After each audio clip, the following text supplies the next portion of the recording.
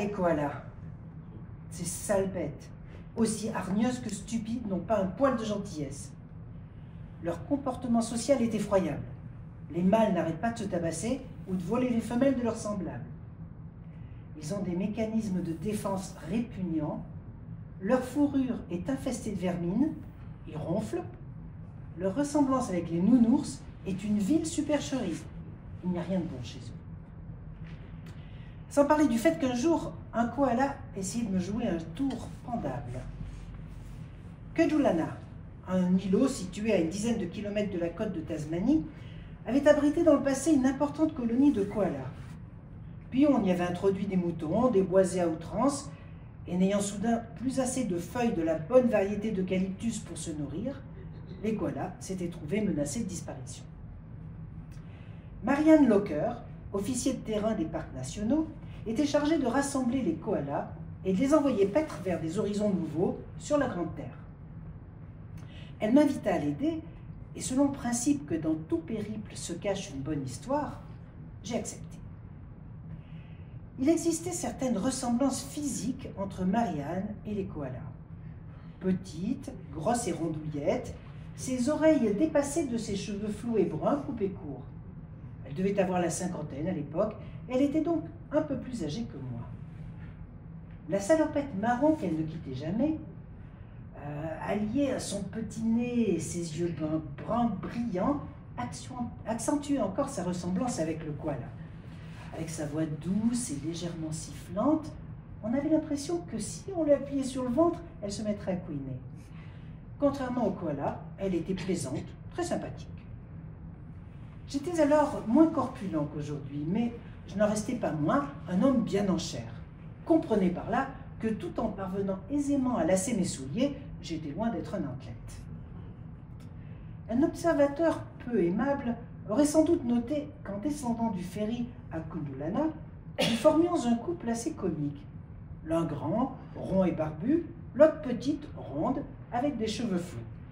Chacun portant une sorte d'épuisette à longs manches et une salopette marron identique, car j'en avais emprunté une au ministère des Parcs et Forêts.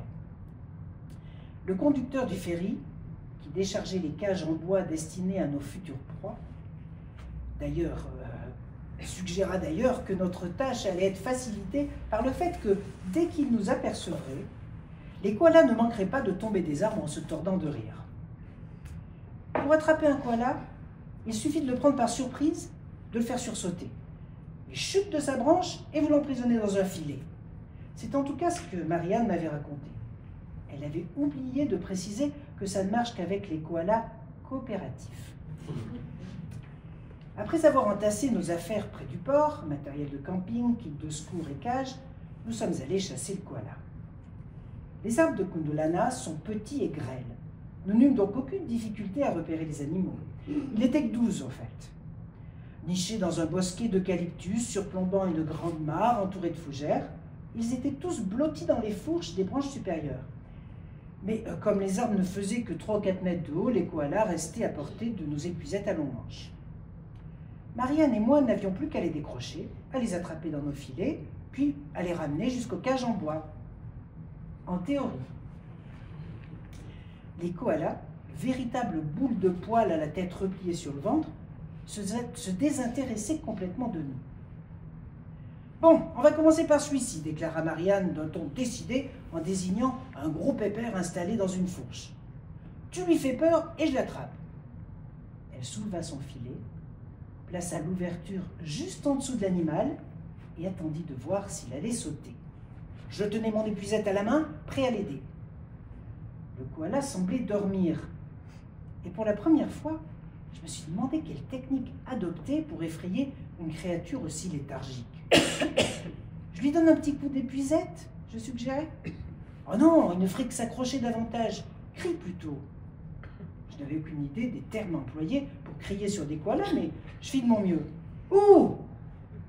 Le koala ne s'y a pas. Ouh!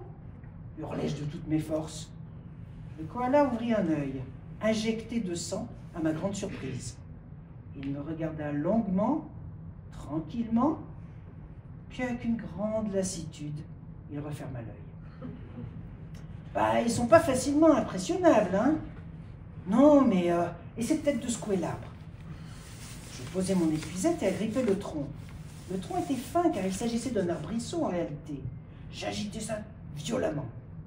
Le koala ouvrit ses yeux bordés de rouge et me lança un regard malveillant. Puis, il adopta une tactique de défense commune à la plupart des marsupiaux arboricoles. Un fluide âcre et infect dégoulina sur mes cheveux, ma barbe, mon visage, mes épaules. « Oh, excuse-moi, lança Marianne, j'aurais dû te prévenir. » Je me débarbouillais de mon mieux avec un mouchoir, tandis que le koala, apparemment content de lui, replongeait dans le sommeil. « Pourquoi on ne pousse pas cette saleté à coups d'épuisette? On pourrait la rattraper par terre. » Je fis cette suggestion, car après m'être plus ou moins séché, je dégageais toujours une odeur nauséabonde.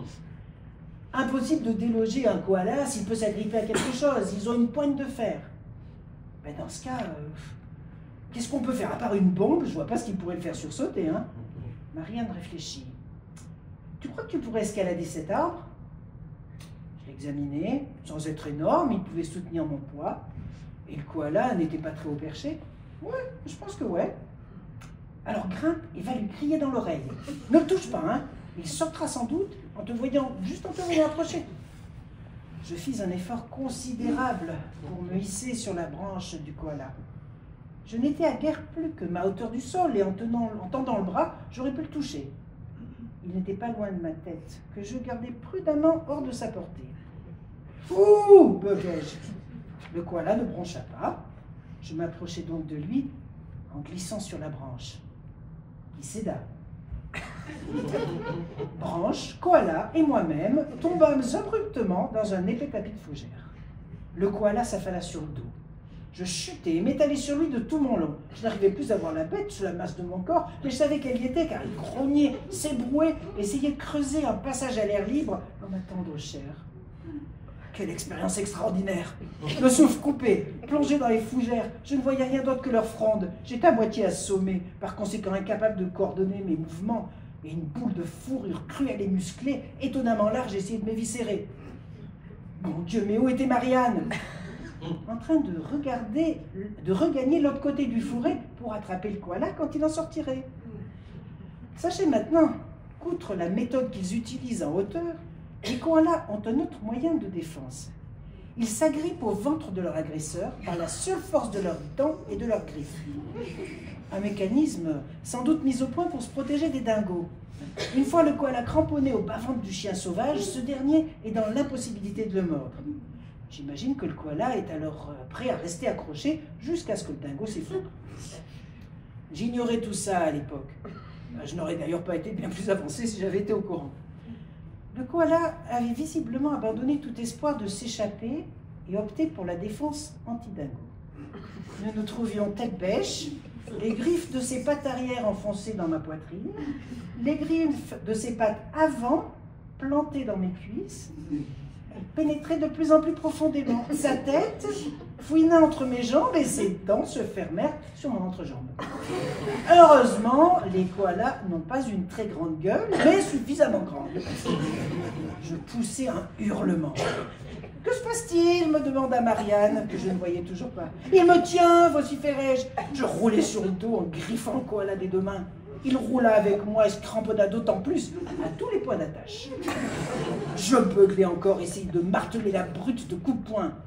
J'avais l'impression de frapper une bûche recouverte de fourrure, et je ne lui faisais d'ailleurs pas plus de mal qu'à une bûche. Cette sale bête avait des muscles d'une substance bien trop dure pour être un tissu animal. Je hurlai à nouveau et entendis les pas de Marianne s'approcher dans les fougères. Pensant que j'avais du renfort, le koala se resserra encore un peu son étreinte, partout. Il grognait comme une bête enragée, car c'est ce qu'il était, bien entendu, et son postérieur me touchait presque le visage. Le danger n'était en rien diminué par la puanteur abominable qui s'en dégageait. J'aperçus le visage de Marianne au-dessus des fougères. Je me débattais, frappé dans un enchevêtrement de fronde, et elle ne distinguait pas grand-chose, sauf que je tenais le koala et que le koala me tenait. Attention de ne pas le blesser, me lança-t-elle. Une telle remarque n'aurait pas manqué de m'amuser dans d'autres circonstances. Enlève-le! Je n'y arriverai jamais maintenant, répondit-elle d'un ton contrarié. Je dois lui donner un sédatif et cette bourrique trottina jusqu'au port pour récupérer sa trousse médicale. J'en ai pour 1 minute, l'entendis-je dire alors qu'elle disparaissait dans les fougères. Reste allongé sans bouger et t'en fais pas, il ne lâchera plus prise maintenant. C'était bien le dernier de mes soucis. Marianne, beuglai-je, cette brute me tient à parler. Mais elle ne m'entendit pas.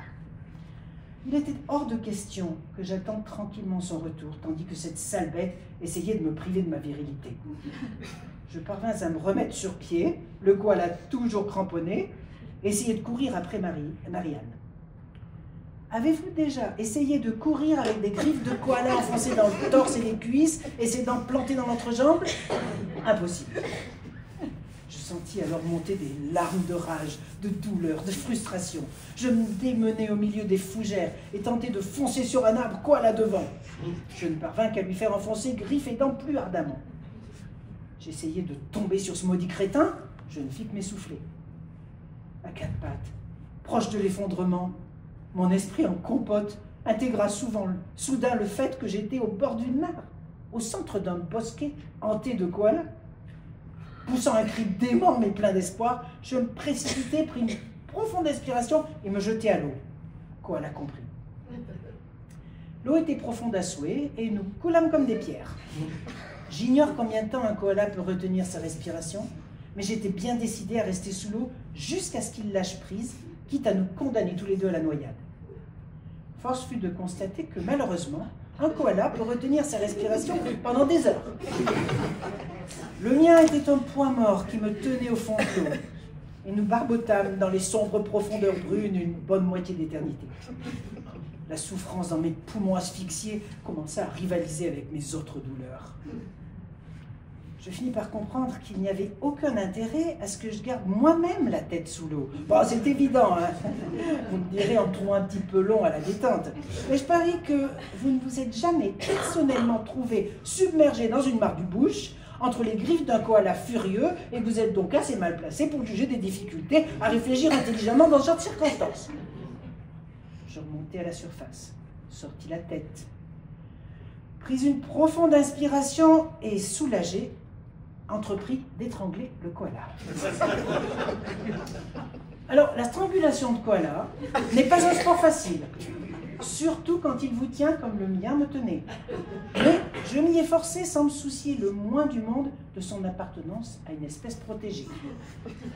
Le koala semblait disposé à mourir sous l'eau avec mes doigts autour du cou, ce qui me convenait tout à fait à condition qu'il se décide à mourir rapidement. Mais je songeais avec effroi qu'un koala mort ne lâche pas forcément prise.